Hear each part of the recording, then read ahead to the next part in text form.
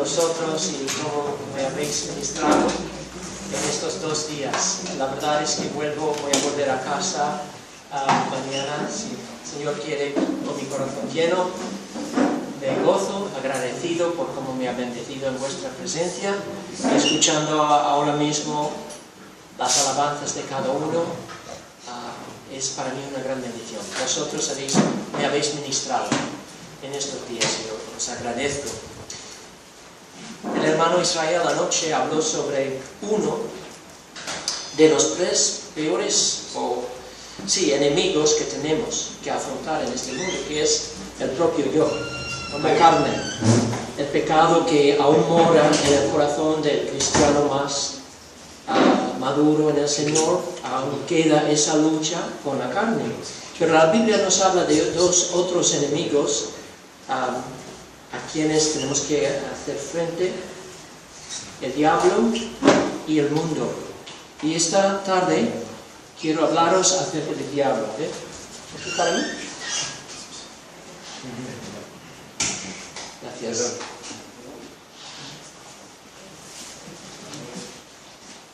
Es un tema solemne, muy serio, pero creo que el mensaje va a terminar una nota de triunfo, porque por muy formidable que es el diablo como nuestro enemigo, conocemos a alguien mucho más poderoso. Amén.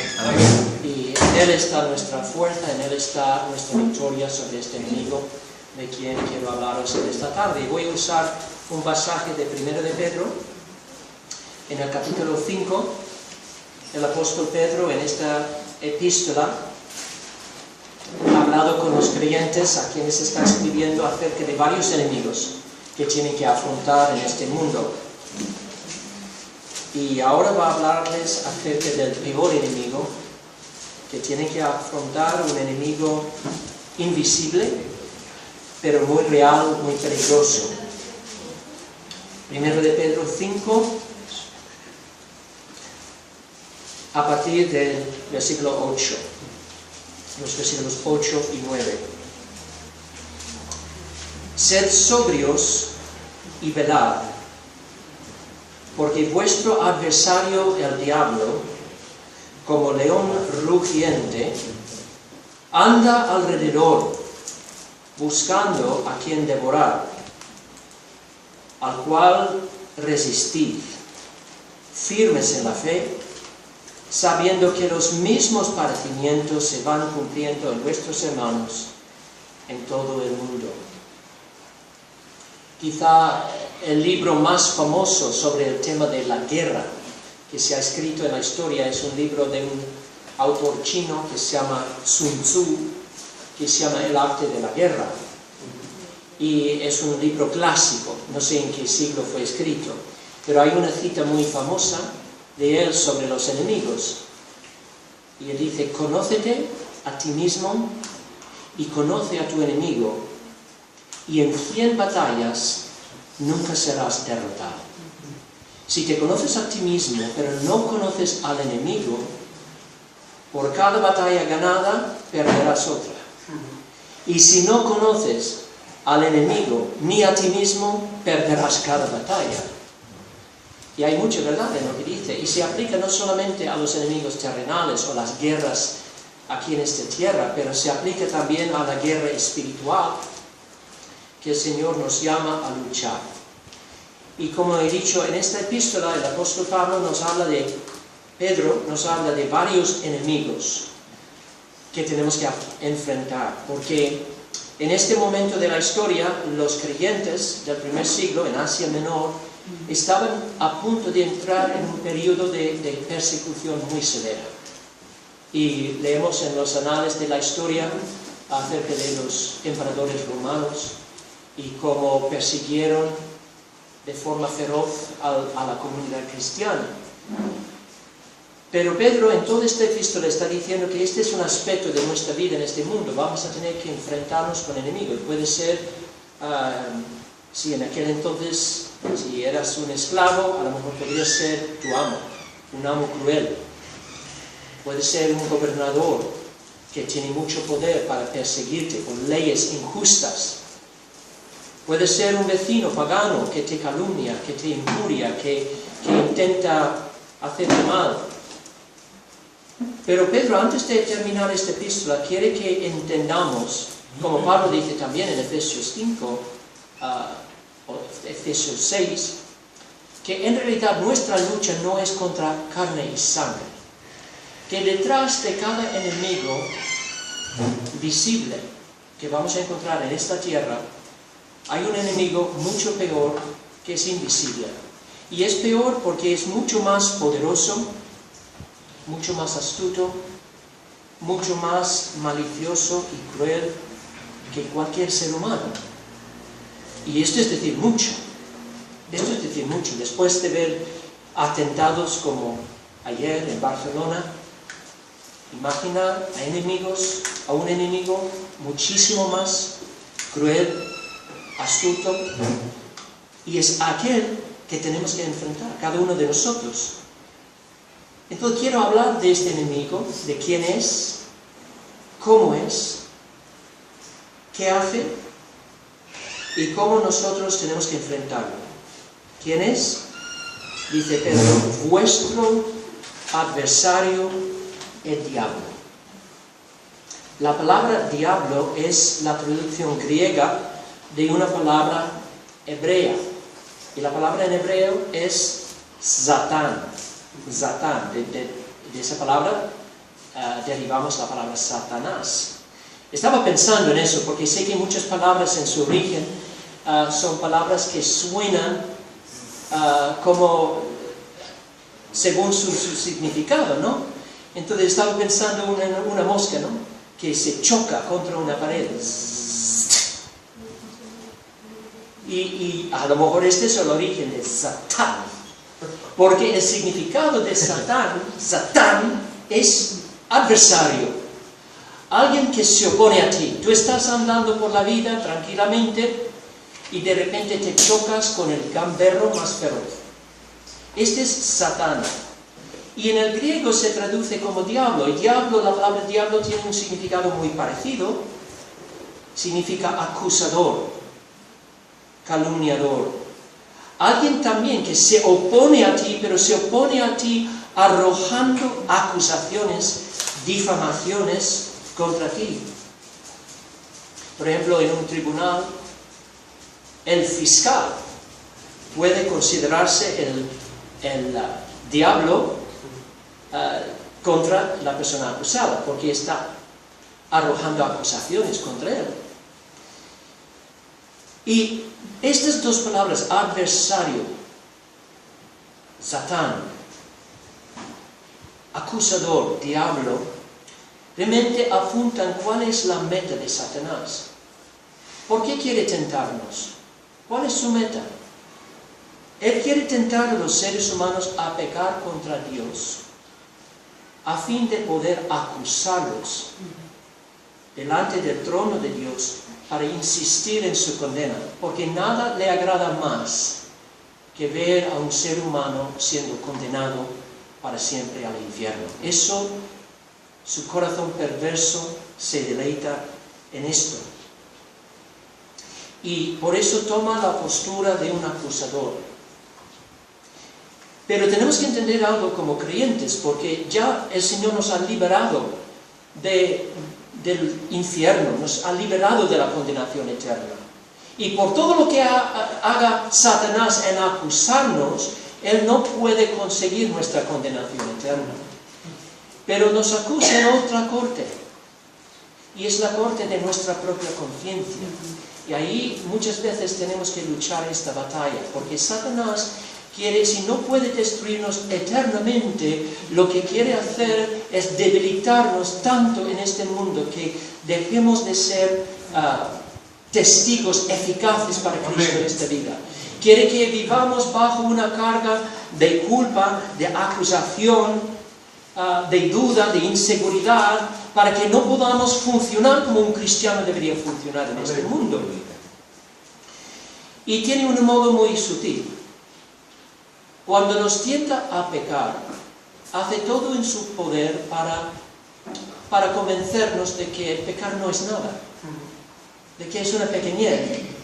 Nos tienta algo y susurra a nuestro oído, y no me preguntes cómo susurra, yo no lo sé, yo no lo sé, es la palabra humana que usamos para describir el hecho de que de alguna forma que no comprendemos, Satanás es capaz de transmitir pensamientos a nuestra mente.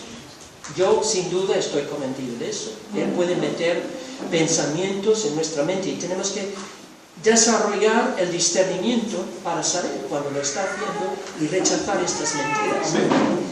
Pero Él susurra cuando nos tienta a hacer algo que es pecado y dice, mira, este pecado no es nada, es una pequeñez y además nadie te va a ver y Dios es muy misericordioso, si pecas, Él te perdonará después, así que no te preocupes. Pero una vez que cedes a su tentación, vuelve contra ti y dice, ¡desgraciado! Tú piensas que Dios te va a perdonar. Él ve tu corazón hipócrita. Él ve que tú no estás en serio en cuanto a la santidad. Tú eres un hipócrita. Aunque clames a Dios, Él no te va a escuchar. Tú estás condenado. Tú eres un caso perdido. Y así nos acusa con el fin de destruirnos, con el fin de descapacitarnos. Entonces, para no caer en esta trampa, tenemos que desarrollar la capacidad para distinguir entre la voz del acusador, la Satanás, y la voz del convencedor, Gloria a Dios, el Espíritu Santo. Amén. Porque hay una gran diferencia entre estas dos voces. Cuando Satanás nos ataca, pues es con el fin de destruirnos, de echar sobre nosotros una carga de culpa insoportable para que quedemos hechos polvo, y es un tono de voz áspero, duro, implacable. Pero el Espíritu Santo es como un cirujano, y cuando hace cortes en nuestra conciencia es con el fin de sacar lo malo para poder sanar. Hace cortes precisos, nos convence de pecados determinados, pero en el mismo momento que pone el dedo en la llaga de nuestro pecado con un dedo, está señalando a Cristo con el otro dedo y diciendo, tienes que ir a Él, tienes que ir a Él y confesar este pecado. Hace poco yo tuve una operación en Málaga y tuvieron que quitarme la vesícula porque tenía piedras. Entonces, pero lo hicieron a través de lo que se llama la cirugía laparoscópica, y es que te meten pequeños tubos en mi barriga, metieron varios tubos para hacer esta operación, pero con cortes muy precisos, muy finitos, y los hacen así a posta para que se sanen rápido. Uno tuvieron que abrir más porque el médico me dijo que las piedras que sacaron eran tan grandes que tuvieron que desgarrarme prácticamente para sacarlos, pero el Espíritu Santo hace estos cortes para convencernos de nuestros pecados, a fin de que confesemos el pecado a Dios y sigamos adelante con el Señor. Amén. Entonces, este es nuestro enemigo, el acusador, el enemigo de nuestras almas. Pero, ¿qué es lo que dice Pedro aquí acerca de cómo es este acusador? Pues es el enemigo común de todos los creyentes. Le llama vuestro adversario, el diablo. Es verdad que cada uno de nosotros vivimos en una época determinada de la historia, y cada uno vamos a tener que enfrentarnos con varios enemigos que son particulares, enemigos particulares para nosotros. O sea, los cristianos, por ejemplo, que vivieron en los primeros siglos, tuvieron que enfrentarse con los emperadores romanos, que les arrojaron a fosas de leones, les quemaron en hogueras, etc. También nuestros hermanos en la fe que vivieron en la época de la Inquisición sufrieron semejantes torturas y sufrimientos bajo un gobierno cruel. Y por la misericordia de Dios no hemos tenido que vivir bajo un sistema tan horrible, realmente. El Señor nos ha mostrado misericordia poniéndonos en una época de la historia en la que disfrutamos de mucha más libertad que otros creyentes de la historia. No sé cuánto tiempo durará. Pero lo que Pedro quiere que sepamos es que, aunque todos tenemos que afrontarnos con diversos enemigos humanos, todos en común tenemos el mismo enemigo espiritual, y es el peor enemigo de todos, por su poder y también por su astucia, porque no solamente con el dolor, sino con el placer, puede arruinar nuestras almas eternamente. Y esto es algo que ningún dictador puede hacer, arruinarnos por el placer. Y él va a hacer todo lo que puede, como he dicho, para, si no puede lograr nuestra condenación eterna, por lo menos quiere incapacitarnos espiritualmente en esta vida.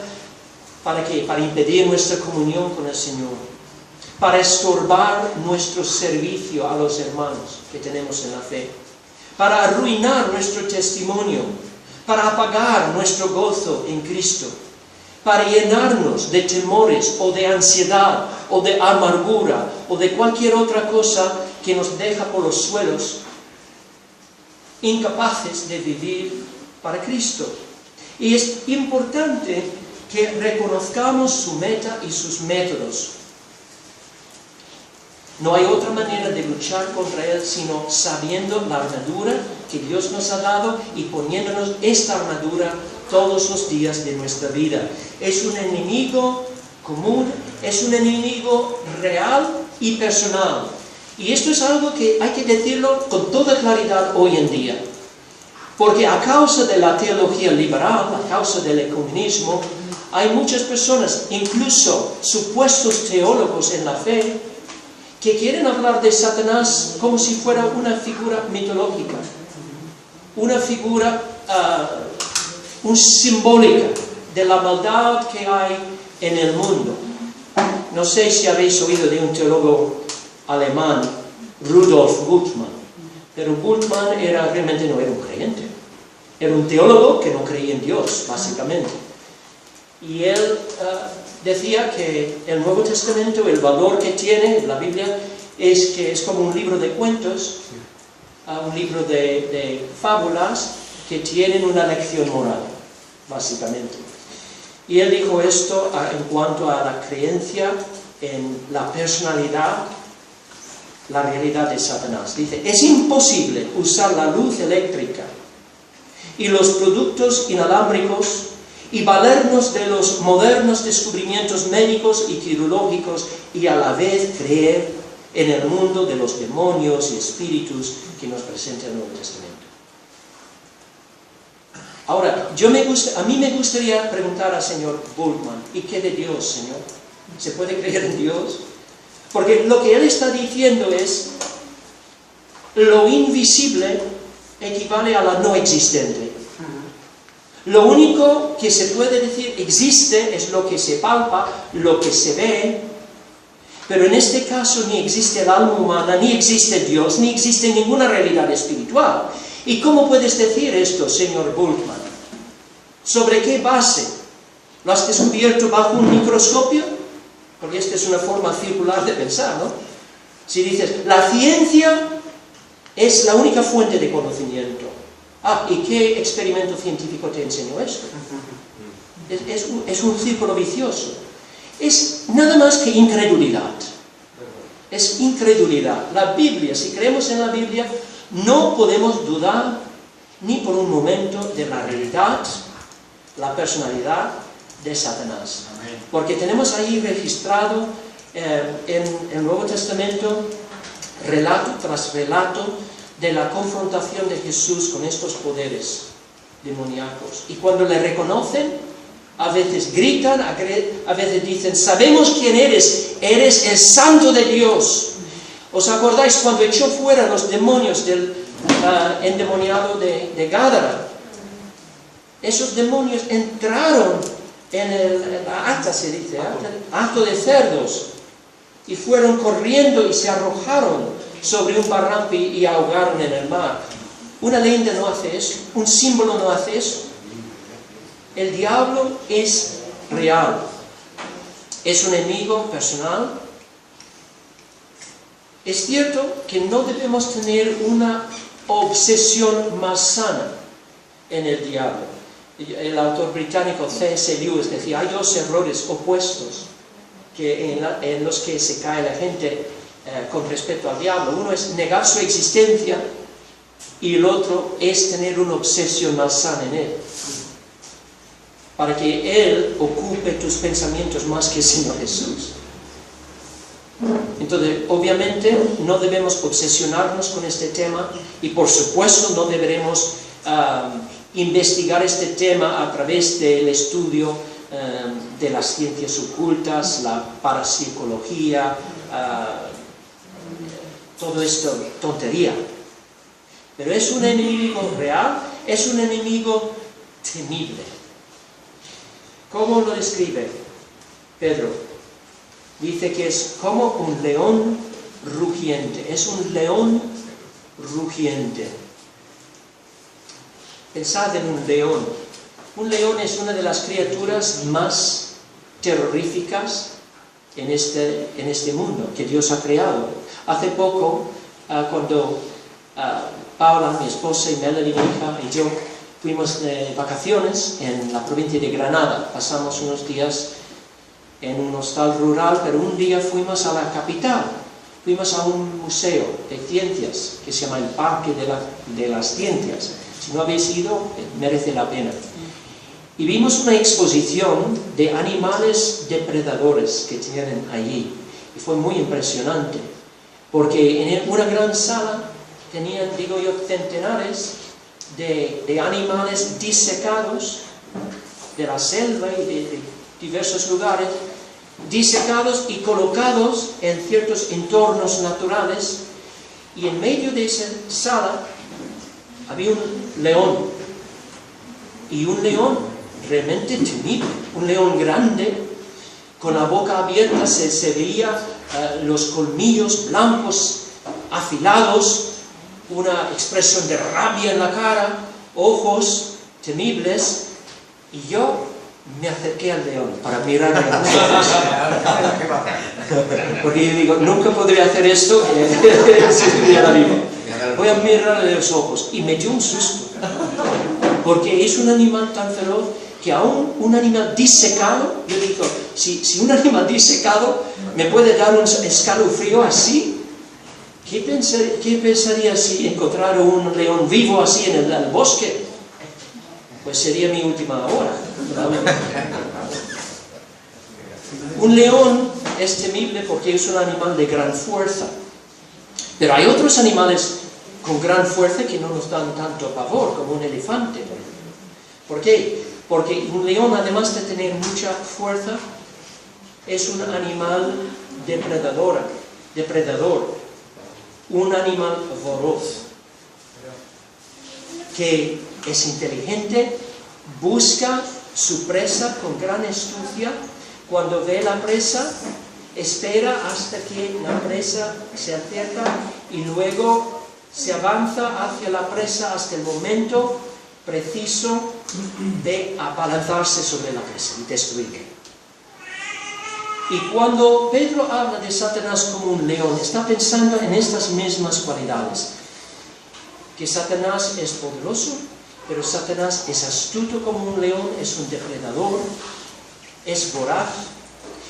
Pero hay una gran diferencia entre Satanás y un león, y es que al fin y al cabo un león es un animal irracional, una bestia ignorante, pero todo lo que hace Satanás sale de un corazón de malicia. Es un ser inteligente, más inteligente que cualquier ser humano y más malicioso. ¿Y por qué tiene tanta malicia? Es incomprensible. Él sabe que está destinado a ser condenado y arrojado al lago de fuego. Tiene un gran odio contra Dios mismo. Pero como no puede atacar directamente a Dios, ¿qué es lo que hace? Busca aquello que se asemeja más a Dios, que tiene la imagen y semejanza de Dios. Y por eso, cuando ve a un ser humano, y sobre todo a un hijo de Dios, en quien el Espíritu de Dios está restaurando la imagen de Dios, su corazón perverso y malicioso se llena de ira y rabia y vive para destruir. Entonces, ¿qué hace? Pedro usa 3 verbos para hablarnos acerca de la obra de Satanás. Primero, ruge. Dice, es como león rugiente. El rugir de un león es un sonido también temible, sobre todo si en vez de estar a 2 kilómetros de ti, está a 2 pasos detrás de ti. Entonces es un sonido temible. Entonces cuando habla de Satanás como un león rugiente, Satanás ruge, está hablando de lo que hace Satanás para meter en nosotros miedo. Y para meter en nosotros miedo usa muchos agentes, con el fin de atemorizarnos, para que callemos, para que no digamos nada de Cristo, para que nuestro testimonio se enfríe, para que nos acobardemos delante de Él. Nos ruge a través de gobernadores que pasan leyes diciendo, si tú hablas sobre este tema en público que sale en la Biblia, vas a ser multado, quizá vas a ser encarcelado. Ruge incluso a través de atentados, como ocurrió ayer, para meter temor en la comunidad cristiana, para que nos callemos, porque no queremos ofender a un musulmán, no queremos ofender a nadie, porque a lo mejor me van a multar, a lo mejor me van a degollar. Este es el león rugiendo, para meter temor en el pueblo de Dios. Y luego anda alrededor, dice, anda alrededor. Es interesante, Dios mismo, la Biblia nunca dice que Dios mismo tiene que andar alrededor. Es cierto que en Génesis habla de Dios andando en el jardín, ¿no? Pero sabemos que Dios está en todas partes, al mismo momento. Pero Satanás no.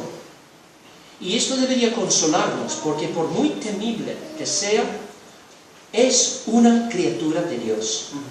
Tiene poder limitado, conocimiento limitado. No puede estar en todas partes a la vez, por eso no trabaja solo. La Biblia, cuando hablamos de Satanás, tenemos que pensar en Satanás más los millares de huestes de maldad que hay en el mundo, que están bajo su liderazgo. La Biblia no nos revela mucho sobre el tema, solamente sabemos que Satanás fue creado por Dios originalmente como un ángel, como una de las criaturas más majestuosas, quizá la criatura más hermosa que Dios creó antes de que creó el hombre, que creara el hombre. Pero de algún modo Satanás cayó de su estado y arrastró consigo a una tercera parte de los ángeles. Y se convirtieron en estos seres maliciosos, astutos, que están llenos de amargura y un espíritu de venganza contra Dios. Y funcionan como un ejército. Es muy difícil entender cómo. Yo estaba pensando en esto en el coche el otro día, viniendo y pensando en qué grande este mundo y cómo es que hay esta comunicación entre estos seres que sabemos existen en la esfera espiritual. Pero luego pensé en algo que, aunque no entendemos mucho sobre esto, pero tenemos ilustraciones incluso en el mundo de la naturaleza. Piensa en un hormiguero y cómo funcionan las hormigas en ese hormiguero.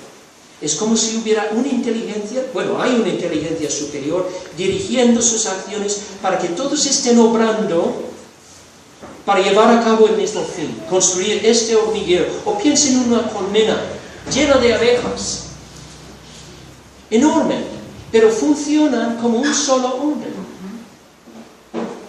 O unos pájaros volando en el cielo en forma de una V, y el líder, el momento que mueve, todos mueven tras él. O sea, vemos incluso en la naturaleza comunidades de criaturas que funcionan como un solo hombre bajo el liderazgo de una criatura. Y es así como funciona el mundo demoníaco. Satanás es una criatura limitada, finita, porque es una criatura, no es Dios. Vemos esto con toda claridad en el libro de Job. ¿Os acordáis de cómo empieza el libro de Job? Que cuando Dios pregunta al diablo ¿de dónde vienes?, él contesta: de rodear la tierra y andar por ella. Es la misma idea. El diablo andando alrededor, rodeando la tierra. Y en el resto del libro, Satanás va a dirigir todos sus esfuerzos en atormentar y atacar a Job. Pero ¿quién es el primer personaje en este libro que menciona a Job?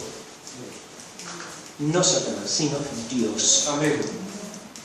Dios le dice a Satanás: ¿no has considerado a mi siervo Job, que no hay otro como él en la tierra, varón perfecto y recto, temeroso de Dios y apartado del mal?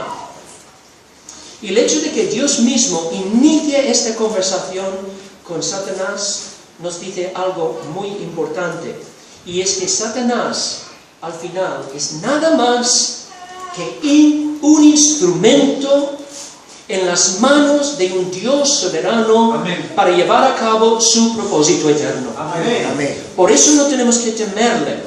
Vamos a ver que sí tenemos que tener cierta respuesta a Satanás, pero la Biblia no nos dice que temamos a Satanás.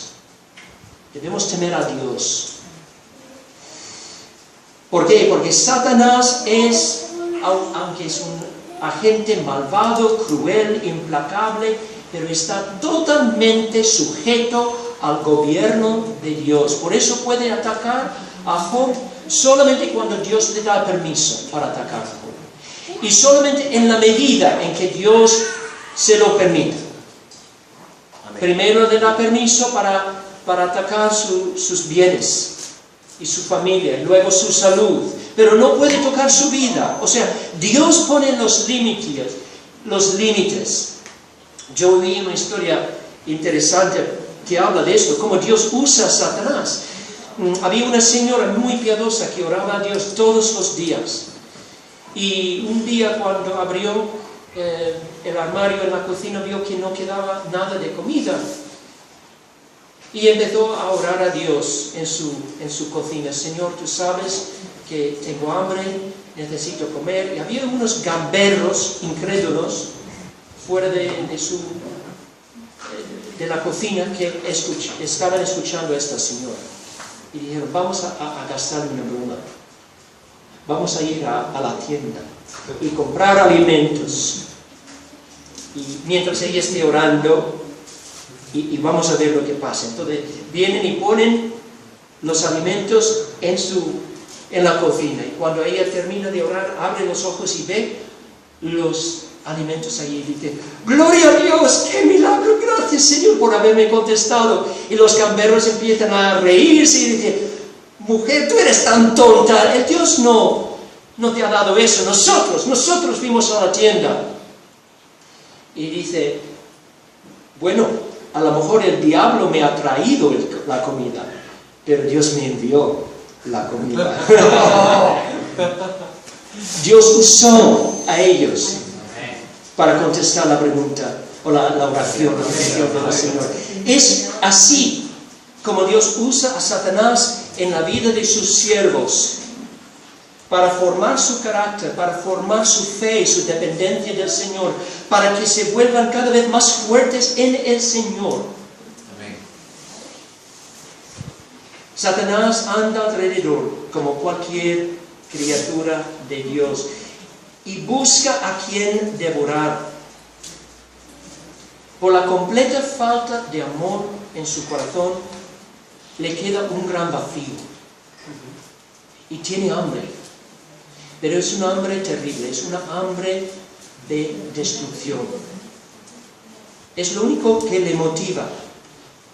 Como dice Jesús en el Evangelio, Él ha sido homicida desde el principio y no ha permanecido en la verdad porque no hay verdad en Él. Entonces, hermanos, ¿cómo debemos afrontar o enfrentarnos con este gran enemigo que tenemos? 3 palabras para resumir cómo debemos enfrentarnos con él. Tenemos que respetarle, reconocerle y resistirle. Y cuando hablo primero de respetarle, obviamente no estoy diciendo que debamos admirarle o tenerle en alta estima, no respetar en este sentido. Quiero decir respetar sus atributos como un adversario formidable. Es decir, reconocer que en él tenemos un adversario poderoso, astuto, incansable y peligroso, un enemigo a muerte, para que no le tomemos a la ligera. Este es un peligro. Cuando algunos cristianos interpretan la victoria de Cristo sobre Satanás en la cruz de tal manera como si dijeran, bueno, Satanás está vencido, no tenemos que preocuparnos por él, es un enemigo vencido. Y casi toman a Satanás a la ligera. Y es un malentendido, porque por un lado es cierto que la Biblia afirma con toda la claridad que Satanás es un enemigo ya vencido. Cristo le venció en la cruz. Antes de ir a la cruz, Jesús dijo, ahora es el juicio de este mundo. Ahora el príncipe de este mundo será echado fuera. ¿Qué quería decir con esto? Pues yo creo que lo que está diciendo es que antes de su venida, todas las naciones en este mundo estaban andando en la oscuridad del paganismo, sin la luz del Evangelio. El Evangelio estaba básicamente limitado a una nación, a la nación de Israel. Y las naciones en general estaban andando en esta oscuridad. Pero cuando Cristo murió en la cruz, le dio a Satanás una herida mortal a la cabeza de la que no va a recuperar, no puede recuperar. Y le quitó ese trono de dominio sobre las naciones que tenía. De tal modo que ahora Satanás no puede prevenir la difusión del Evangelio a todas las naciones del mundo. Va a intentarlo, pero no puede tener éxito en prevenir que el Evangelio corra por todo el mundo para rescatar al pueblo escogido de Dios de toda nación, toda lengua, toda tribu. Entonces hay un cambio que ocurre con la venida de Cristo, su muerte en la cruz. En un sentido, Satanás es echado fuera porque no puede prevenir el avance incesante del Evangelio en todo el mundo, la venida del reino, que va a ir adelante hasta la segunda venida. Pero no debemos pensar, por eso, que Satanás no sea un enemigo temible. Porque es precisamente porque ha perdido su trono de dominio, porque ha recibido esa herida mortal, sabe que sus días están contados, sabe que está ya derrotado, que se ha vuelto más rabioso que nunca y va a intentar de hacer toda la destrucción que pueda en el poco tiempo que le queda. Y por eso tenemos que respetarle. Pedro transmite este día diciendo, sed sobrios, sed sobrios. Una mente sobria es una mente capaz de ver la realidad a su alrededor. Una persona borracha no ve la realidad a su alrededor, no tiene una percepción correcta o adecuada de lo que está pasando a su alrededor. Estaba leyendo acerca de las personas que cada año mueren en las playas de la Costa del Sol y la costa... ¿cómo se llama esta parte de la costa? ¿La costa? Sí, pues hay muchas personas que mueren arrastrados por el mar. ¿Y por qué? Porque están borrachos. O sea, el alcohol juega un papel en la muerte de muchas personas porque se emborrachan, se meten en el agua y se alejan más y más de la playa hasta que una ola viene y les arrastra al alto mar. Porque están borrachos, porque no perciben la realidad a su alrededor. Entonces, si vamos a hacerle frente a este enemigo, tenemos que ser sobrios. Ser sobrios. Y eso significa que no podemos emborracharnos. Y no hablo solamente del alcohol, aunque por supuesto no debemos emborracharnos del alcohol.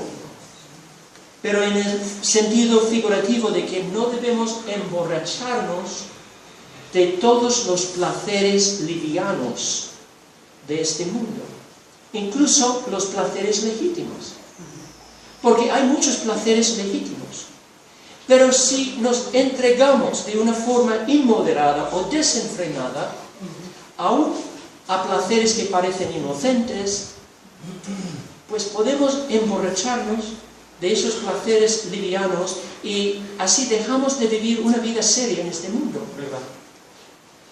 Yo tengo que tener mucho cuidado con esto, porque tengo que confesar que soy una persona, bueno, siempre le he dicho a mi esposa, yo tengo que combatir constantemente con mi tendencia al hedonismo, porque yo soy una persona, me gusta el placer, me gusta, y soy muy aficionado de cosas como el arte, la música, las películas, soy cinéfilo, pero de las películas antiguas, las clásicas, etc.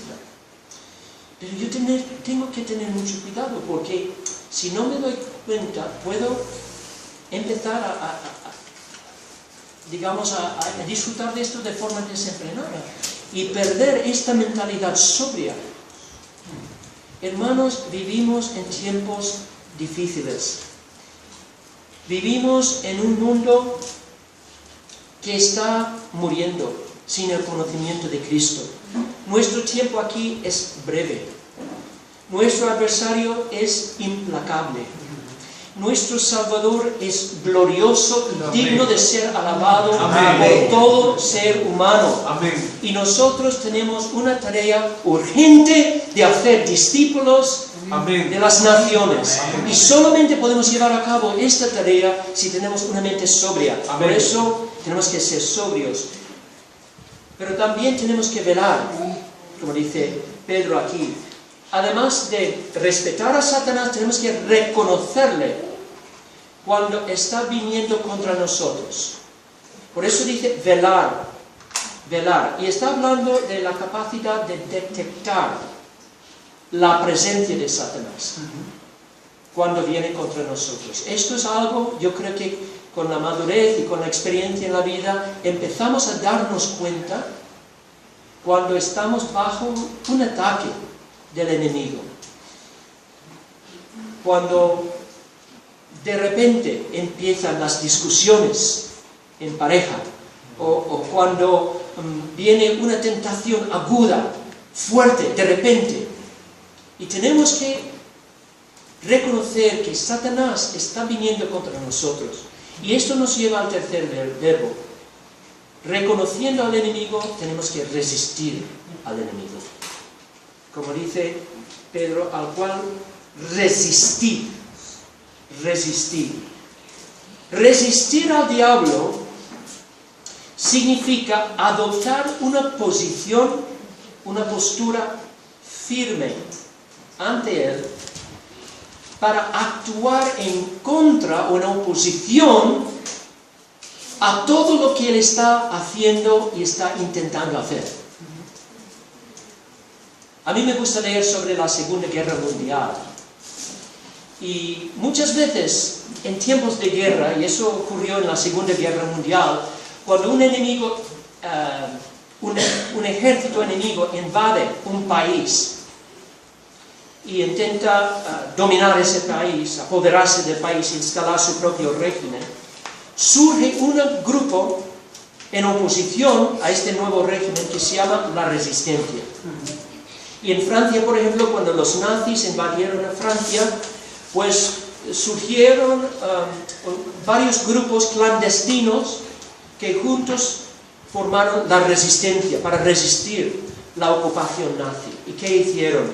Pues publicaron tratados, folletos, panfletos para combatir toda la propaganda nazi. Emitieron programas de la radio para animar a los franceses a resistir a los nazis. Incluso algunos se involucraron en actos de sabotaje para destruir la infraestructura de su propio país, explotando puentes y ferrocarriles y caminos por donde los nazis estaban transportando tropas y recursos. O sea, se involucraron estos franceses, estos patriotas, en el movimiento de resistencia. Y yo creo que esta es la idea, de que tenemos que aprender a ver lo que Satanás quiere hacer en nuestras vidas y plantar cara, se dice, ¿no?, contra él, y movernos en oposición a él, en todo lo que él está haciendo. Entonces, si vemos, por ejemplo, y no estoy hablando solamente de nuestras vidas personales, porque también tenemos que resistir lo que él está haciendo en la sociedad. Tenemos un llamamiento a ser sal y luz en la sociedad. Entonces, si vemos que hay mentiras que se están difundiendo ampliamente en la sociedad, engañando a mucha gente, ¿qué tenemos que hacer? Tenemos que proclamar la verdad. Amén. Por modo escrito, por modo de predicación. Tenemos que exponer estas mentiras, esta oscuridad con la luz del Evangelio. Ahora mismo vemos en España cómo está surgiendo este movimiento para imponer la ideología de género en las escuelas públicas, y en septiembre los diputados van a votar sobre la aprobación de una ley que se llama la Ley Mordaza, que básicamente va a decir que si tú enseñas a tus propios hijos un concepto de la sexualidad humana que va en contra de lo que enseñan en las escuelas del Estado, y si tú enseñas a tus hijos, mira, lo que te están diciendo en la escuela es mentira, esta es la verdad, y las autoridades se enteran de eso, te pueden multar. Te pueden, incluso, algunos piensan que podrían quitarte tus hijos. En algunos países lo hacen. Lo que tenemos que hacer es no permitir que este rugir de león nos meta temor. Tenemos que seguir dando testimonio, enseñando a nuestros hijos, haciendo todo lo que Dios nos llama a hacer, y así resistimos al diablo, porque estamos moviendo en contra de todo lo que él quiere hacer en la sociedad, en nuestra familia y en nuestras vidas. Tenemos que, a nivel personal, tenemos que resistirle identificando las mentiras que está intentando hacernos tragar. Anoche nuestro hermano Israel habló de cómo Satanás nos mete. De hecho, hablaste simplemente de que tenemos mentiras, creemos mentiras. Y os pregunto, ¿de dónde vienen esas mentiras? Vienen en parte de nuestro corazón, pero también Satanás es autor de la mentira. Tenemos que identificar las mentiras que él está, con las que él quiere seducirnos o cegarnos, para que caigamos en su trampa. Es así como tenemos que resistir el diablo. Pero ¿cómo podemos hacer esto con éxito? Pedro nos dice aquí, dice, resistirle firmes en la fe, sabiendo que los mismos padecimientos se van cumpliendo en vuestros hermanos en todo el mundo. Primero dice, resistirle firmes en la fe. Hay un solo modo de vencer a Satanás, y es a través de la fe en Jesucristo. Esta es la victoria. que tenemos sobre el mundo y también sobre Satanás. Amén. Nuestra fe. Y tenemos que llenar nuestro corazón de las verdades fundamentales de la fe. Tenemos que llenar nuestra mente y corazón constantemente de esas verdades tan preciosas de lo que Dios ha hecho para nosotros, al enviar a su Hijo a este mundo, a morir en nuestro lugar en la cruz. Todo lo que Él ha hecho para nosotros, tenemos que hacerlo la meditación constante de nuestra vida, para que nuestros pies estén firmemente arraigados en la verdad. Como dice Pablo a los colosenses: por tanto, de la manera que habéis recibido al Señor Jesucristo, andad en Él. ¿Cómo? Arraigados y sobreedificados en Él y confirmados en la fe, así como habéis sido enseñados, abundando en acciones de gracias. Entonces tenemos que tomar muy en serio este libro y llenar nuestro corazón con su verdad cada día de nuestra vida. Esta es la única forma de hacer frente a Satanás. Solamente la verdad puede derrotar la mentira. Solamente vamos a tener fuerza para identificar y derrotar las mentiras de Satanás si estamos llenando nuestro corazón y mente con la verdad. Y quiero terminar con esta nota de triunfo, porque aunque es verdad, todo lo que he dicho es verdad, que Satanás es un ser temible, sin embargo, no tenemos que temerle. No vas a encontrar el verbo temer en este pasaje. Dice que debemos velar, debemos ser sobrios, debemos resistir. No dice que debemos temer. ¿Y por qué? Porque Cristo es mucho más poderoso que Él. Amén. Amén. Y Cristo nos ha prometido que Él mismo nos va a liberar, nos va a rescatar de las garras de nuestro enemigo. Uno de mis pasajes preferidos, digamos, o más queridos del Nuevo Testamento, se encuentra en el Evangelio de Lucas, justo después de que Pedro ha dicho: Señor, nunca, nunca, nunca te negaré. Aunque todo el mundo te negara, yo no, porque yo creo en ti tanto, yo confío en ti tanto, te amo tanto, nadie me podría tentar a negarte, Señor. Pero Jesús sabía el corazón de Pedro mejor que Pedro. Y le dice que sí, Pedro, me vas a negar 3 veces. Qué susto, ¿no? Pero fijaos en estas palabras. Dice: Simón, Simón, he aquí Satanás os ha pedido para zarandearos como a trigo. Pero yo he rogado por ti, que tu fe no falte. Y tú, una vez vuelto, confirma a tus hermanos. Ahí está la base de nuestra confianza. Tenemos al lado de nuestro Padre Celestial a un Salvador que intercede continuamente por nosotros. Amén.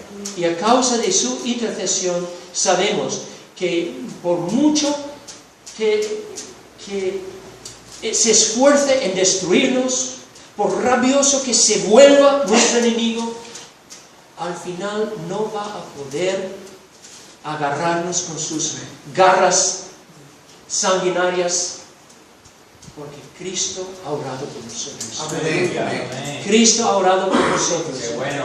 Y Él nos va a liberar de nuestro enemigo. Así que debemos tomarle en serio, pero no debemos temerle, porque mayor es Él que está en nosotros, Amén. que Él que está en el mundo. Amén. Demos gracias al Señor por esta victoria prometida del Señor sobre Satanás y todos los huestes de maldad. Sigamos luchando la buena batalla de la fe en la confianza de nuestro buen pastor. No va a perder ninguna de sus ovejas. Amén. Amén.